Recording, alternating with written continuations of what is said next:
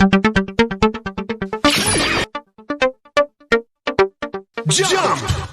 Friends, internet, welcome to Tunium. Another good old rousing round of Tunium reviews. We got a review for you today.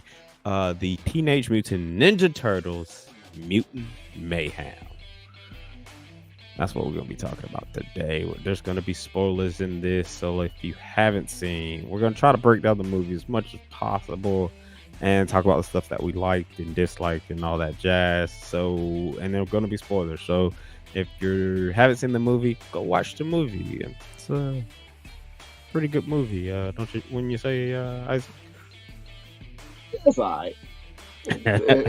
It's funny because just a little thing for everybody. We went to see it about 3 days early because they were having a sneak preview of it at our theaters, and as we were leaving, I think Shin and I were like the last people in the theater, and I remember the guy that was coming in to clean up the theater was like, "So what'd you think?" And both of us at the same time were like, "It's alright." So if that tells you anything, yeah, it was a good movie. I enjoyed it.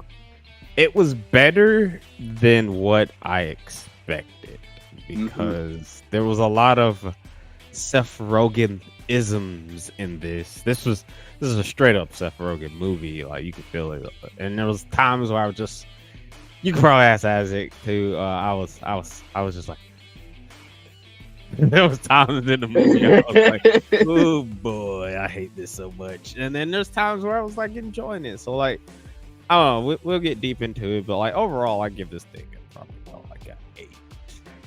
I give it a matinee. That's what I would say. I forgot our little ranking system already because we haven't used it in a while. But I give it that. I give it that. That's what I would do. I'd probably have to agree too because this, you're right. It is okay. Our ranking systems is 1 is trash. A 2-star, a 2-star is better than 1. Okay. 3-star is on the fence. 4-star is bossa nova, and 5-star is no question must watch. This is a on the fence, I would say, or a matinee. Like, if you want to watch it at a matinee. It's not a full price movie, in my opinion. Yeah, I would agree. It's I certainly don't regret going to see it, and I probably will have to go see it again. But it's strange the way you say this is very a Seth Rogen movie. I almost like his writing when he has to hold back not being so adult. I much rather his writing like this. And really? But there are moments. Yeah, there are moments where like I can hear his writing. Especially there are moments in the movie where like you get all 4 turtles being brothers, and it's like a very long, almost too long of them just saying stuff, and they're all talking over each other, and you're like, this ain't over yet? Y'all not moving on to the next thing yet? Yeah, y'all like still they sitting do here that. Talking? They do that like 4 or 5 times throughout the movie, where they're like talking, fumbling over one another, talking over. I mean, yeah, sure, it's like a teenage thing to do, but like they do it so many times in the movie, and it's just sometimes it's annoying. And then that running joke, like there's a running joke in here. And again, we're getting into spoilers, so like go click off now. But if you just like to hear our voices, we appreciate that. There's a running joke about getting milked, and I was so done with this joke by the time it happened. Like, Splinter kept scaring the boys, where it's like, yeah, because the humans are bad and they're gonna milk you. And they always bring up the joke, like, where it's like, we don't have any nipples or anything like that. Lo and behold, they actually get milked. And oh my god! So like that happens again, and I'm just like, oh my god, I'm tired of this. I'm tired of this so much. See, I felt the same way when they kept making the getting milk joke because I was like, this is slightly making me uncomfortable. But when they got to the machine and the girl and the lady was like, "Turn on the milking machine," I was like, "Okay, I'm not mad at this. This is kind of funny." I was laughing internally. I didn't. It's usually you laugh a lot more like out loud during turtle movies. I didn't laugh that much because there were a lot of jokes in this movie that just didn't land, and for the most part the milking one was one of them until like the payoff joke, which I thought was funny. There's But so much. There's so many like pop culture references and everything in yeah, this movie. Though at the same time, it does at parts of the movie, it does feel like you're watching an episode of the 87 Turtles, and then it's also feels like reminisced to the 90s movie, if that right. makes any sense. Like people who've seen the movie will probably understand where I'm coming from, but like it is refreshing in those certain parts. And then I would say the soundtrack to this movie too, it's off the chain. Like some of the Hmm. soundtracks on here is really great in this movie. The music is a wonderful choice. Like they knocked it out the park with the music choices in here. It's just some of the story beats like doesn't really sit well with me. And look, I would say I'm a hardcore Turtles fan, and I know there is a Turtles multiverse, and this is just another multiversal thing because like they pull some things from the comics, they pull some things from the show, and it's like a nice little meld. But there's some stuff that I don't personally like, especially how the thing ends or how they're finna introduce Shredder, because you don't see Shredder or hear Shredder until the end of the movie. Hmm. And the way that happens, I don't really like that. And then with the mutants, like we'll get into the plot thing in a minute. uh I want to talk about like how everybody has been talking about, like the critics, anything about the turtles themselves, because like the movie is the turtles. You do get a lot with the turtles and stuff like that, where Hmm. we go off with the voices throughout the whole movie. It did grow on me, but in the beginning it felt like it sounded like nails on a chalkboard, the turtles, every time each turtle talked, in my opinion. I also feel like the turtles, they picked they picked the decent people, the kids who did, the teenagers who did the voices. They picked decent, but I feel like they put the wrong voice with the wrong turtle. Like for instance, Michelangelo sounds the oldest out of the Yeah. four people they picked, but Michelangelo is clearly the youngest. You can see Michelangelo as the youngest turtle, but he sounds like he sound like he 30. Everybody else sound like they 7. Like and it's like I just feel like they probably should have swapped voices. Like Raphael's voice actor should have been Michelangelo, in my opinion. Michelangelo should have been Leonardo, and then Donatello should have been Michelangelo. Yeah. But like it's their voices, and a lot of people are praising that because like it's the first time they're being played by teenagers, and they actually act like teenagers, which isn't true. Again, I'm gonna put my yeah, every they are mutant turtles. What do you expect? And also, I would say Rise made them seem like teenagers very well, and the 2012 series made them feel more. That was like the most teenage of all the turtle shows, in my opinion. Yeah. And 2003, them niggas 30, them about 30. Yeah. and then They were and then old men. the 80s turtles, they were, I would say, about young adult. Yeah. So that's how I feel. Like they do feel good. How the way they look, how the way they did the turtles and everything like that. One of the things I don't like how some of their more on their personalities, because they're not much like the turtles. I don't know. Like for instance, like I know Leonardo's my favorite turtle. The way Leonardo is in this movie, he is the Leonardo from Rise is better than this Leo, in my and that's just my opinion. Like this Leonardo, like how Leonardo is normally like unsure of himself, he's super unsure of himself, and then his brothers mock him. Like every incarnation of Leonardo, you know, Leonardo is the leader. Even in Rise, I would say, even in Rise, even though Raph is the leader, there are a lot of times in Rise of the TMNT that Leo is like, oh, Leo's the leader. In this incarnation in Mutant Mayhem, I didn't feel that. Like Leo was just there, and I hate. I wouldn't say hate. Hate is a very strong word. I dislike when they put the romance thing where one of the turtles have a crush on April.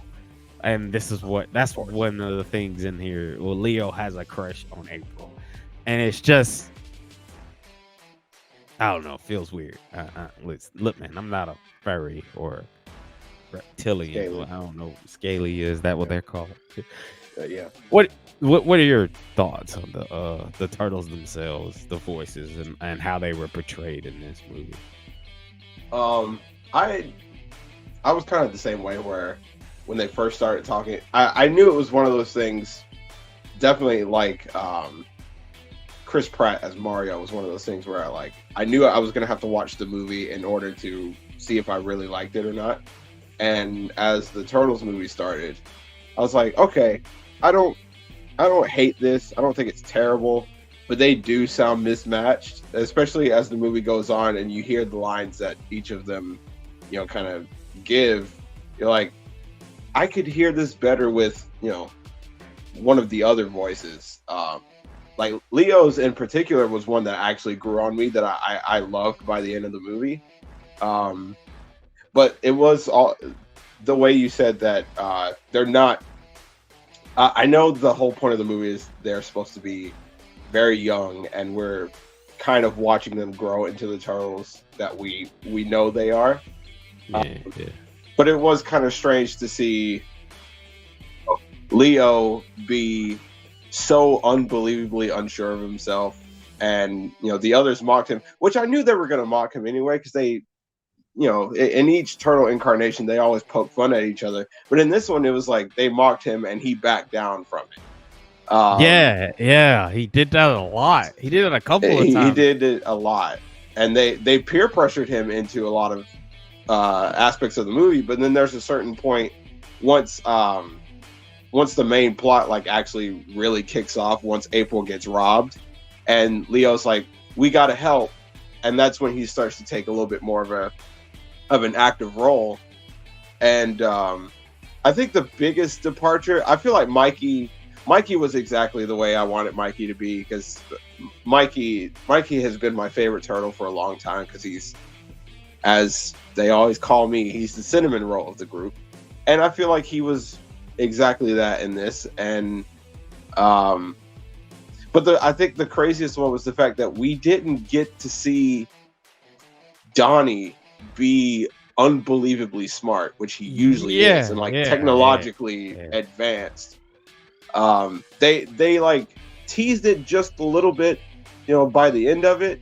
The main thing we know about Donnie at this point is that he watches anime. That's you know, that's like his main plot point, that he references, people listening, he references Attack on Titan in the last like big fight, because it turns it. I mean, it doesn't get as crazy as Attack on Titan does, but it's the same like procedure. There's a big monster. It's got a spot on the back of its neck, and they gotta use the spot to take it down. But it was nice. And then the other thing was they always alluded to Raph's rage, but we never saw the rage. Yeah. They always, they're like, man, we know you have attitude problems. Yeah, but we never see him. We just see that he wants to fight, which like that's normal. I feel like they all really like to fight anyway. But they were talking about Raph having anger problems, and you don't really see that happening in the movie. Like the person who has more like, who's even more like cool but rude, I would arguably say it would be like Donatello almost. Like Donnie was more like sarcastic Yeah. than anything. Yeah, Donnie had the highest voice, but he had the highest kill count when he was making fun of people. Donnie was a menace in this movie. But for the most part, I think I like the way they portrayed them. I see what they were going for, and it's also one of those things where it's like, you've seen this turtle movie before. This is not an unusual turtle story. You kind of know what you're in for, but I think it's probably the visual style and their voices is what's going to draw people in. Which, can we talk about the visual style of this movie? Because I told Walter. Yeah, we'll get into the visual. Yeah, we'll go ahead and get into. This is one of the prettiest, ugliest movies I've ever seen. Exactly. I looked at Walter at the end of this movie, and I was like, this has got to be the prettiest, ugly movie I've ever seen in my life, because it's got such a cool style to it, and the turtles themselves look great. It's a very I think the turtles look great, but then when you look at the people, anybody who's not April, everybody's butt ugly. They look awful. Man, they look weird. It's like bad. It's almost like the movie animation. It does harken to the Into the Spider-Verse animation, but this animation feels more stop motiony than anything. Yeah. And it works too, because like in the action scenes, the fight scenes in this, there's a montage where they're going around beating up thugs and everything. Like when they finally figure out that they want to be heroes, they're trying to be heroes because one of the bigger plot points is they're trying to be heroes so they can be accepted. Because like when they saved when they saved April. And they asked April, and she was like, well, I was more kind to y'all because y'all helped me get my scooter back. Had I just met y'all just regular, I probably would have just been yelling and screaming and like, I probably would be like angry too. But y'all helped me. And then the turtles themselves were like, so she views us as heroes. If people view us as heroes, they won't see us as monsters or mutants. And that's one of the biggest things, because another big plot point is they want to go to school. They want to go to high school. They really want to do high school for some odd reason. And so naive. And that's one of the things. That's one of the things they try to do. But like in this action thing, like there's the fights, the first big fight you actually see in the trailer. That's great. That's a cool battle scene. And then when they're going around beating up the thugs and everything, like it's this cool thing where like it goes to like almost like the side scrolling Ninja Turtle games, and you see each turtle has their own time to shine. So you'll see Leonardo in a spot fighting, and then it transfers into Raphael, and he's kicking butt. And then it transfers into Michelangelo, and he's kicking butt. And then it goes into Donatello, and it was just great. Like that whole aspect. Like that's probably the best scene in the movie, in my opinion. In the middle, like the middle part of the movie, I think it was great. When they meet April, is from once they meet April up until they meet Superfly. I feel like that's the best part of the movie. Once they meet Superfly, everything after Superfly, I feel like it goes downhill, in my opinion, because it's just your regular old movie tropes like that. Like Superfly is voiced by Ice Cube. He did a pretty good job as a voice actor. I'm not gonna lie, he did decent. He did a good job, yeah. Meeting all the mutants, like one of the things, I guess it's a nitpick. One of the things is you see just about almost all their villains, all their decent villains, they are mutants. And Baxter Stockman is the one that creates them, and then he dies. So that's why he is not the Fly. But with that being said, all the mutants in this are fun, but they become their allies. Like Leatherface is known to become an ally. So like he's like that in the comics and even in the show. That's fine. But like Bebop and Rocksteady, two of the biggest sidekicks with Shredder, they're good guys in this now. They are legitimately part of the Turtle family. They all become like a family at the end of the movie. And there's nothing wrong with that, like I said, but it's just weird to see that because you've never seen Bebop and Rocksteady be good guys, even in the comics. And then you got Ray Fillet is a good guy. Wingnut is a good guy. Mono Gecko has always been a good guy. He's part of the new town. Yeah. But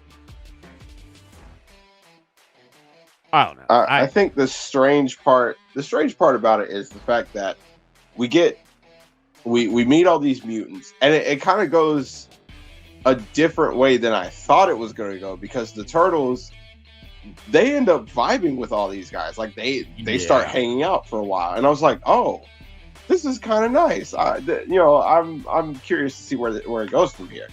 And then once Superfly explains his story, this might be my own nitpick. There's so much backstory flashbacks in this movie. Like every time somebody says something, they have to flash back and tell this entire story. But I think it works well with Master Splinter, because as punishment, he's like, do I need to tell you guys how all this started? And they're like, please don't. And then he tells them anyway, and you got to watch the whole, the backstory.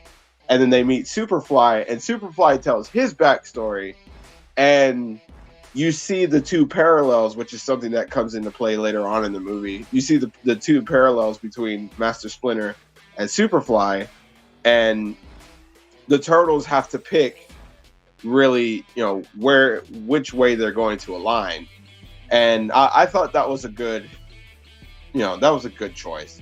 But it was kind of funny to see how many backstories they had flashing back in this movie. And the thing is, we already saw Superfly backstory in the beginning of the movie. Like we see it in the beginning of the movie. So like there's that, but like there's not I'm despite the fact that how I feel like I'm probably your old curmudgeon super Teenage Mutant Ninja Turtle fan. Yeah, sure. And I might think like the 90s movie is the best thing, which I don't think so. I think Fry's movie is the best. But like, yeah, you see how much I love Fry's. I think the movie is still good. Like I do think it's a very good. Like I said, I went into this with zero expectations, and I came out pleasantly surprised about this, to the point where I would like to see this the sequel. I might even want to watch the show that is supposed to be the bridging the gap between the sequel, because I'm very interested in seeing how are they going to portray Shredder. Who else or what other villains are they going to bring in? Are we going to finally get like Rat King in the on big screen? Like, because I would say like, because we see and I also probably say one of my favorite fights is the Splinter fight. When we see Splinter, because it's just it's a straight up Jackie Chan movie. Hit one of his fights, like they straight up just ripped out a Jackie Chan fight and made it, because Jackie Chan is voicing Splinter, and like you can tell there was a lot of care and love in this movie. Like you can tell these are Turtles fans, the people who worked on this movie.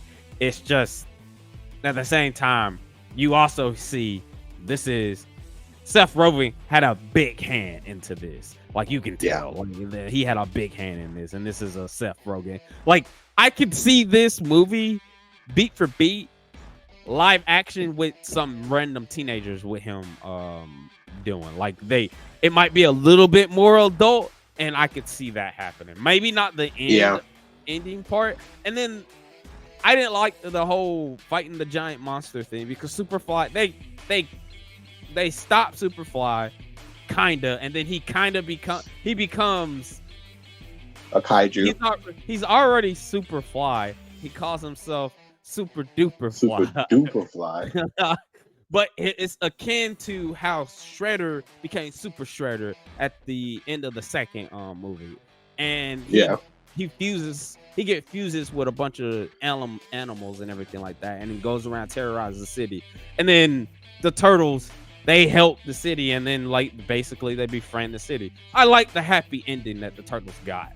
I don't like the fact that they threw away their mask when they went to school, but that's a nitpick of mine. That's understandable. Any other negative you have for the movie? Negatives.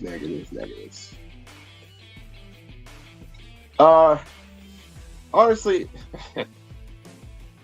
yeah, this is definitely like a personal nitpick.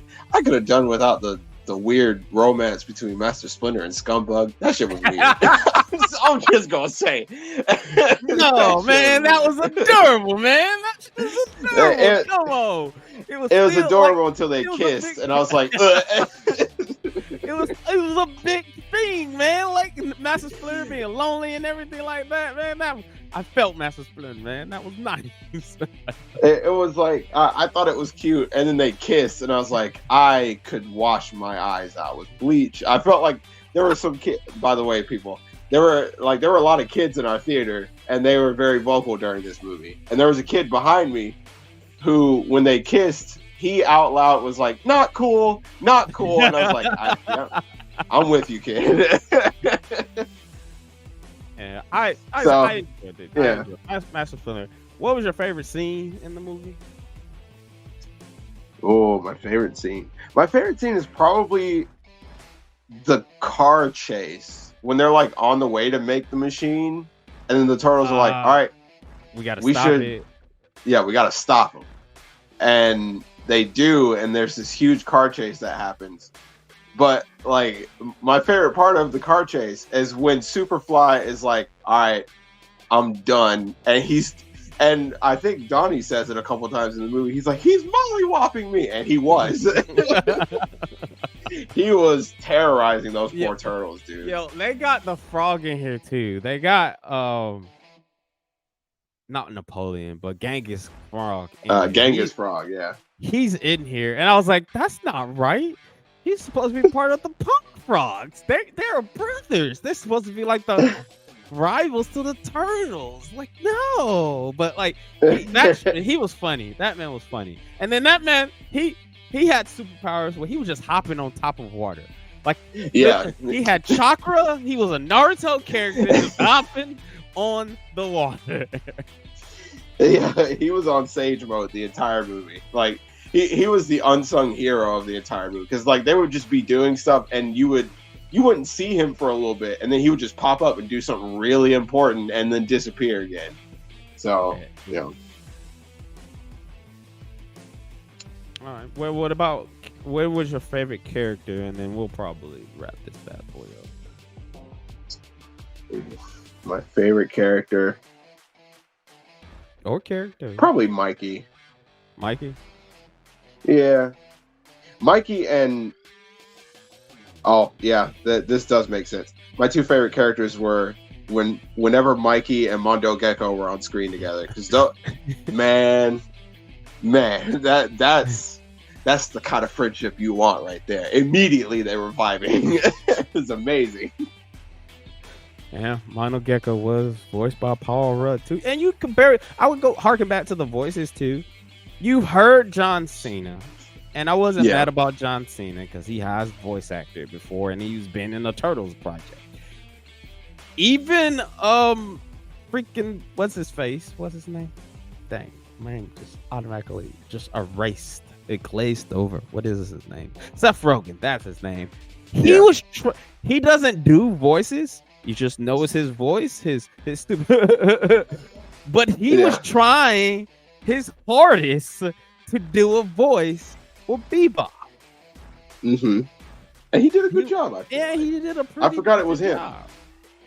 No, I heard it. I knew it was him. But I mean, I'm yeah. proud of him trying to do one to try to mask his horrible voice. Anyway, other than that, like I said, I like the movie overall. Like it was a pleasant surprise, and just despite all, even though I probably talked about negative throughout this whole review and everything like that, I still would say go watch it. Go watch the movie. It was a pleasant surprise. If you're a Turtles fan, you will really enjoy this. It's not that much of a different outlook of the Turtles because it has been done already in multiple incarnations, but this is the incarnation of the Turtles we have now, and this is I would say I'm pleasantly happy that this is the one that is here to stay. I'm hoping later down the road, like maybe in the third one, we actually get a real Turtles crossover where we can get the 87 Turtles, the 2003 Turtles, Rise, the 2012 Turtles all in one movie where they actually do a Turtles multiverse, a true Turtles Forever but I doubt that'll happen. I really do. You never know. We got to get all the voice actors. And I know that's true. They're not going to get all the voice actors. I just know it. Anyway, but that's how I feel. Any closing remarks before we jump out of here, Isaac? If you're a Turtles fan, I suggest you go see this. I think that's really all I can say. It's one of those things where like you're not really gonna know how you feel about it until you go see it. So just go see it. I'm glad we did, and we had a pretty good time with it. So just go see it and support it. That way we if there were things that you didn't like about it, we have time to fix those problems with the subsequent entries into the series. So yeah.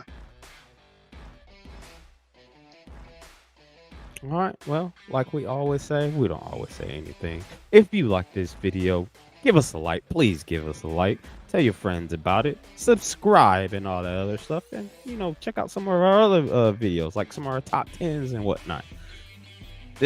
I have been Shin the Hero. That has been Old Hunter Rage.